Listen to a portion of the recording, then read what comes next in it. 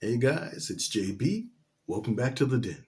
Now today, we are going to talk about one of the most hated retcons in comic book history. Now, hate is not a word that I use loosely. And I'm not talking about something that, some people have a bit of dislike for or that there's a difference of opinion because a difference of opinion is sort of like the fact that I personally enjoy pineapple on my pizza. Brother, Some people don't. That's difference of opinion. But this is not what we're talking about. What we are talking about is a story that fills some people with so much disgust, so much just that it can even unite sworn enemies in their hatred for it. We hate it forever! And one of those stories, the one that we're talking about today, is Batman, Three Jokers.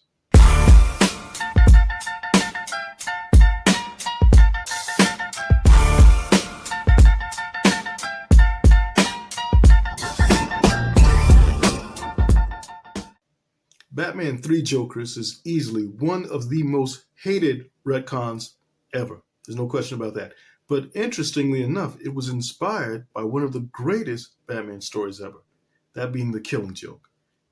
If you're a younger person or if you've just never read The Killing Joke, do yourself a favor and go out and read that book because it's great. It literally is one of the best Batman stories ever. In the book, we're teased with a reveal of the Joker's true identity, and honestly, it makes you feel sorry for him. The Joker tells his own story, remembering himself as a young, struggling comedian, trying hard to provide for his wife who's pregnant and pursue his dream of becoming a stand-up comic. However, by the end of the book, we realize that Joker doesn't really remember his own origin, and every time he tries to remember it, he remembers it differently. See, the creative team behind The Killing Joke understood that Joker's life being a mystery is part of what makes him so special. And they made the right choice by leaving that mystery intact. However, now we fast forward to Three Jokers, and that team wanted their book to be a sequel to The Killing Joke, but leaving off the most important part of the original book, that being that Joker's identity remained a mystery at the end of The Killing Joke. The setup for Three Jokers really begins at the end of the New 52. It starts with Batman sitting in the Mobius chair, which possesses all the knowledge in the multiverse. As a test, he asks the chair who killed Bruce Wayne's parents. The chair tells him, Joe Chill. Then he asks the Joker's true identity, and the chair says, there are three.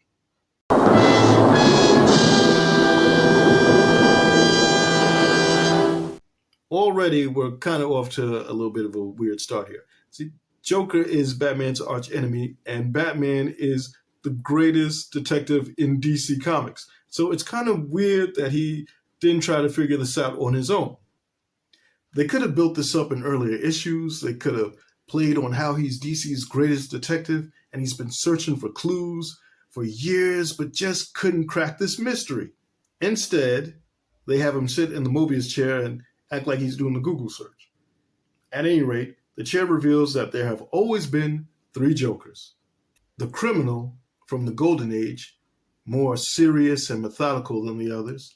This Joker rarely ever laughs, and he sets himself up as the leader of the group. The clown of the Silver Age, the goofy Joker with the flowers that squirt acid. This would be the Joker from the 60s Adam West show and the 90s animated series. This is also the Joker who killed Jason Todd. Then there's the comedian of the modern age, the most sick and twisted of them all. This is the Joker who paralyzed Barbara Gordon and cut off his own face and stapled it back on. DC then took things even further and began to hint that there may be as many as 9 Jokers. Then Scott Snyder started to imply that Joker wasn't a man at all and was actually a demon who had existed for millions of years. Readers, however, were not having this. People just kind of weren't digging this thing. To their credit, DC saw the fan reaction and decided that it'd be best if we all just pretended that this whole thing never happened. Now, normally I don't agree with a story just being dropped, But in this case, I think it was the right thing to do. Because, this was a retcon that kind of went really bad. And if you just try and retcon the retcon, then, just drop it. Just stop it. In certain ways, I'm not totally against the idea of there being different Jokers. Now, if they had said that he had multiple personalities, that's something that I would have been fine with. I think anybody can understand that, a Joker could have had a mental issue where he's got multiple personalities. But to say that it's physically different men, that's a whole nother thing. Also, in the movies, I like to think of Heath Ledger and Jack Nicholson's Joker as the same man, where Joaquin Phoenix and Jared Leto's Jokers are obviously different people. Phoenix's Arthur Fleck is more low-level than the other Jokers. He never assembles a gang or carries out a heist. He's very small time. We could look at Joaquin Phoenix's Joker as Joker 1, or, the original Joker. And at the end of his second movie, the musical movie, he's eliminated while in prison by another inmate. And that inmate who eliminates him, obviously, it's hinted that that person becomes the next Joker. And I don't blame you if you haven't seen that movie. I know most people haven't. And actually, I wish I hadn't seen it myself. But here we are. They're the facts. He was taken out by someone who was set up to take on the identity of the Joker. Heath Ledger's Joker, if he had gotten older, could have easily grown into Jack Nicholson. And after that Joker's death, it's easy to imagine Jared Leto's Joker as a psycho fan who saw his hero die and then takes on the mantle. Now, on a side note, a lot of people, I remember when Suicide Squad came out, and a lot of people instantly really hated Jared Leto's performance, and they hated him as the Joker. Personally, I don't think Jared Leto has ever given a bad performance. And actually, this is not popular, but I personally really enjoyed his performance as the Joker. And I think it was because I always saw it as a different person. I always saw it as someone who had taken on the mantle of Joker, but was not the original Joker. Because he was so different with the tattoos and everything, the way he dressed and everything. It was so different than how Joker's presented in the comics and everywhere really.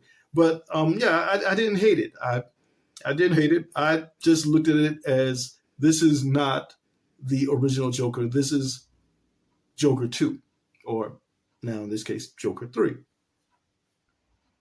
So the idea of multiple Jokers could work, just not multiple Jokers all at the same time.